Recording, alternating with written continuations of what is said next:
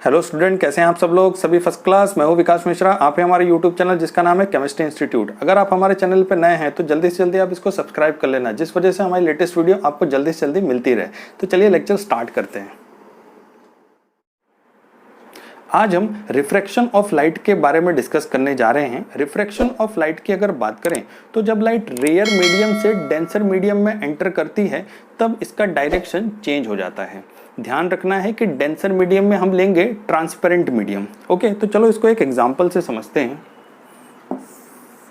यहाँ पर हमारे पास दो मीडियम है, N1 और N2।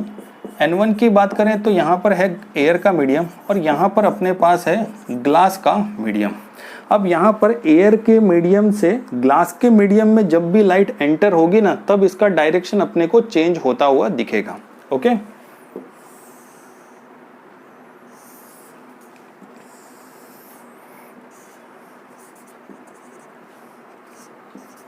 यहाँ पर अपने को एंगल देखने को मिलेंगे I और R। I का मतलब हुआ इंसिडेंस और R का मतलब हुआ रिफ्रैक्शन। ओके, इसको अपने बोलते हैं, इसको हम बोलेंगे इंसिडेंट रे और इसको हम बोलेंगे रिफ्रैक्टेड रे। ध्यान रखना है, ये है हमारे पास नॉर्मल। नॉर्मल हमेशा हमको परपेंडिकुलर देखने को मिलेगा और ये एंगल बनाएगा 90 का। Okay, clear? तो इस तरह से यहाँ पर अपने को एक तो इंसिडेंट मिल गया, साथ ही साथ रिफ्रैक्टेड रे भी मिल गया और नॉर्मल भी हमको मिल गया। अगर हम इसको कुछ एग्जाम्पल से समझें तो चलो एग्जाम्पल की बात करें। फर्स्ट एग्जाम्पल अगर देखा जाए तो अगर अपने एक ट्रांसपेरेंट ग्लास में वाटर ले लें और उसमें अगर लेमन डाल दें ना, तो लेमन अपने एक्चुअल साइज से वाटर के अंदर बड़ा दिखेगा। ठीक है, नेक्स्ट एग्जाम्पल में अगर हम यहाँ पर कॉइन डाल दें, ध्यान रखो फर्स्ट हमने लिया था लेमन, नेक्स्ट में ले रहे हैं कॉइन, तो दोनों ही सिचुएशन में हमको जो इसका साइज है वो बड़ा देखने को मिला। ठीक है, थर्ड की अगर बात करें तो यहां पर अपने लेंगे ग्लास स्लेब। ठीक है, ग्लास स्लेब की बात करें और इसको किसी भी प्रिंटेड पेपर पर रखें ना, तो आप वहां पर वर्ड देख लेना, वर्ड आपको उसके एक्चुअल साइज से बड़े देखने को मिलेंगे, या तो आपको ऐसा लगेगा कि वो ऊपर की तरह है, मतलब बड़े बड़े देखने को मिलेंगे। ओके, फोर्थ की अगर बात करें तो यहां पर अपने पेंसिल और ग्लास का एग्जाम्पल लेंगे। ग्लास और पेंसिल का मतलब यह हुआ कि ट्रांसपेरेंट ग्लास के अंदर वाटर है और उसमें हमने रख दिया है पेंसिल। तो आप देख सकते हैं कि जो एयर के मीडियम में होगा ना, वो तो है उसका एक्चुअल साइज, लेकिन वाटर के अंदर जो हमको देखने को मिल रहा है वहां पर अपने को डायरेक्शन चेंज होती हुई देखने को मिलेगी। दोनों ही सिचुएशन में इंटरफेस चेंज होगा। ओके, तो ये तो हुआ रिफ्रैक्शन का एग्जाम्पल, जिसमें हमने टोटल 4 एग्जाम्पल्स लिए। ओके, जो कि रिलेटेड किससे थे? ट्रांसपेरेंट ग्लास जिसके अंदर क्या है? वाटर। ओके, तो ये तो हो गए चलो इसके एग्जाम्पल। अगर हम वाटर की जगह केरोसिन या तो टर्पेंटाइन ले ले तभी क्या देखने को मिलेगा? अब देखो होता क्या है कि आप मीडियम जैसे जैसे बदलोगे ना, तो अपने को वहाँ चेंजेस देखने को मिलेंगे ही मिलेंगे।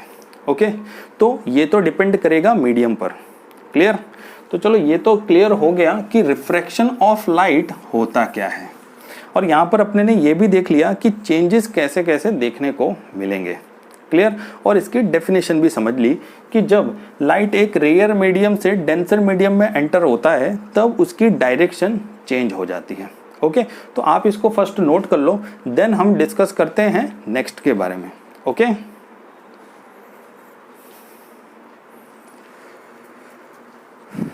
ओके,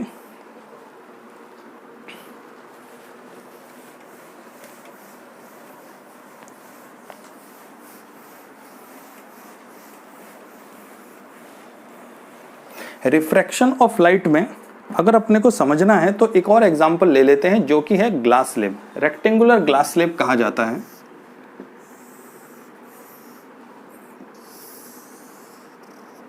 यहां पर हम इसको डिनोट करेंगे A और B और इसको अपने डिनोट करेंगे C एंड D।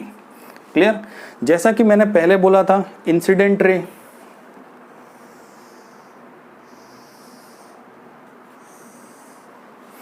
ओके, हम यहाँ पर इसको डिनोट करेंगे, ध्यान रखना है ई ओ एंड ओ डैश, इसको अपने ले लेते हैं एच। ओके, मैं यहाँ पे पॉइंट भी कर देता हूँ, हमको यहाँ पर देखने को मिले कि नहीं मिले। ओके, और इसको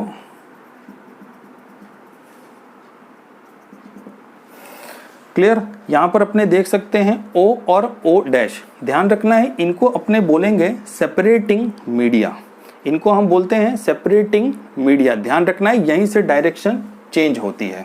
ओके, और अगर अपने यहाँ पर बात करें नॉर्मल की,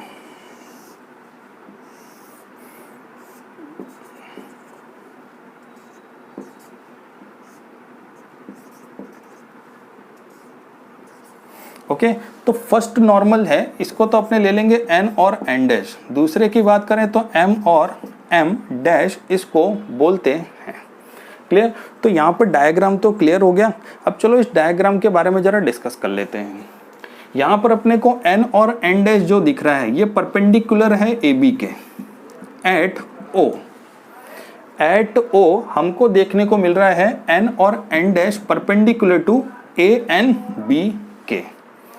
साथ ही साथ यहाँ पर अपने देख सकते हैं कि C और D में M और M डैश परपेंडिकुलर है एट O डैश, ये है O डैश, ध्यान रखना है O डैश के पॉइंट पर है और M और M डैश परपेंडिकुलर है CD के।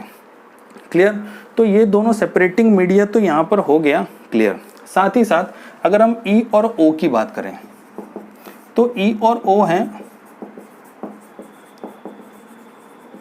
Incident ray. क्लियर, O और O डैश की बात करें तो ये अपने को देखने को मिलता है रिफ्रैक्टेड रे। O डैश और H की बात करें, ध्यान रखो, तो इसको अपने बोलते हैं इमर्जेंट रे। क्लियर, ये हो गई इमर्जेंट रे, ये हो गया रिफ्रैक्टेड रे, और इसको अपने क्या बोलेंगे, इंसिडेंट रे। क्लियर, चलो इतनी बात क्लियर हो गई। अब देखो यहाँ पे लाइट बेंड कहाँ से हो रही है, O और O डैश से हो रही है। तो जो फर्स्ट वाली लाइट बेंड हो रही है ना, जो कि O से बेंड हो रही है ना, वो तो अपने को देखने को मिलेगी बेंड टुवर्ड द नॉर्मल, ये अपने को देखने को मिलती है बेंड टुवर्ड द नॉर्मल। साथ ही साथ इसकी बात करें तो ये अपने को देखने को मिलती है bend away the normal. Okay, ये हो गया बेंड टुवर्ड द नॉर्मल और ये देखने को मिलता है bend away the normal. Clear, चलो इतनी बात तो हो गई क्लियर। साथ ही साथ हमने ये भी देख लिया कि ई ओ और O dash and O dash और एच को बोलते क्या हैं। क्लियर, ओके, अब यहाँ पर देखो कि ये जो इंसिडेंट है ना और ये इमर्जेंट है, ये दोनों ही एक दूसरे के पैरेलल देखने को मिलते हैं।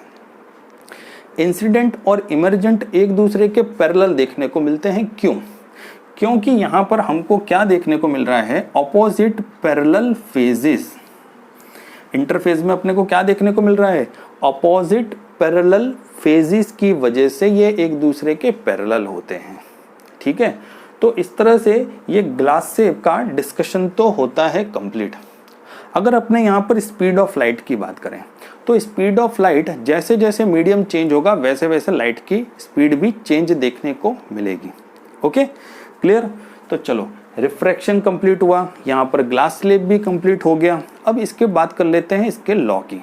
अगर अपने फर्स्ट लॉ की बात करें तो इसका फर्स्ट लॉ होगा कि एक तो अगर हम बात करें सेपरेटिंग मीडिया ए बी और सी डी की, तो यहाँ पर ध्यान रखो एक तो इंसिडेंट है, सेकंड नॉर्मल है, थर्ड की बात करें तो रिफ्रैक्टेड रे है। ये सभी लाई करेंगे एक सेम प्लेन पर, जैसे कि ए बी हुआ, सी डी हुआ, ये तीनों के तीनों लाई करेंगे सेम प्लेन पर। और अगर अपने इसके एंगल्स की बात करें so sine i divided by sine r, ये हमको देखने को मिलते हैं कांस्टेंट। क्लियर, ये हमको क्या देखने को मिलते हैं, कांस्टेंट देखने को मिलेंगे अकॉर्डिंग टू स्नेल्स लॉ।